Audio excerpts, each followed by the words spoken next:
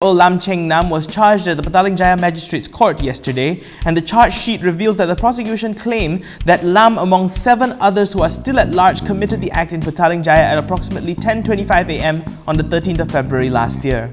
If that name sounds familiar, it's because it's the same guy who was charged last March with an attempt to extort 30,000 ringgit from the Koh family, who was told that he would secure the pastor's release. If found guilty of this latest charge, Lam could face up to 7 years in jail and a fine. In the light of this new information, Suhakam was forced to suspend its inquiry into the disappearance of the pastor.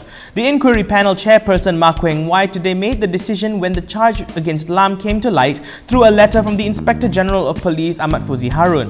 Mah also revealed that Fuzi had cited Section 12 subsection 2 of the Suhakam Act 1999 in the letter, stating that the Commission shall not inquire into any complaint regarding to any allegation of the infringement of human rights that is the subject matter of any proceeding pending in any court, including any appeal. While to some this may sound like positive development in the case, the sentiment is not shared by the Koh family, who described the suspension of the hearing as abrupt and unexpected. Pastor Koh's spouse Susanna Liu said today that the family hoped to find some answers to the many questions they had about the abduction through the Suhakam hearing, saying that that hope may have been crushed today. Meanwhile, the family lawyer Gudel Singh Nijhar questioned why the police charged someone whom they had previously stated was not involved in the kidnapping, quoting Selangor Criminal Investigation Department Chief Fadzil Ahmad, who was the 11th witness in the Suhakam inquiry, publicly declaring that Lam had nothing to do with the case. Yesterday afternoon, the Federal Land Development Authority or FELDA managed to regain control over the controversial piece of prime land along Jalan Semarang in Kuala Lumpur after an allegedly dubious transaction several years ago saw it fall into the hands of a Synergy Promenade Sendirian Berhad. FELDA announced yesterday that the land was returned to them without costs. Today, Prime Minister Najib Abdul Razak called for investigations into the transfer of the land to proceed, with a tweet insisting that the forensic audit and police investigations continue. Police are expected to submit their investigation papers to the Attorney General's chambers this week.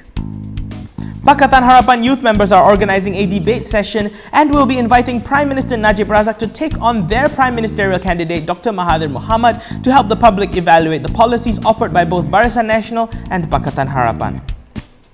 Datuk Seri Najib pernah mengatakan bahawa Malaysia ini adalah demokrasi yang terbaik di dunia, dan kita yakin kalau atas dasar demokrasi yang terbaik itulah perdebatan di kalangan seorang Perdana Menteri yang sedang berkhidmat dan juga dengan seorang Perdana Menteri yang dicalonkan oleh pihak pembangkang yang utama di negara ini patut diadakan seperti negara-negara demokrasi lain, kalau kita lihat di Amerika, di Britain dan sebagainya.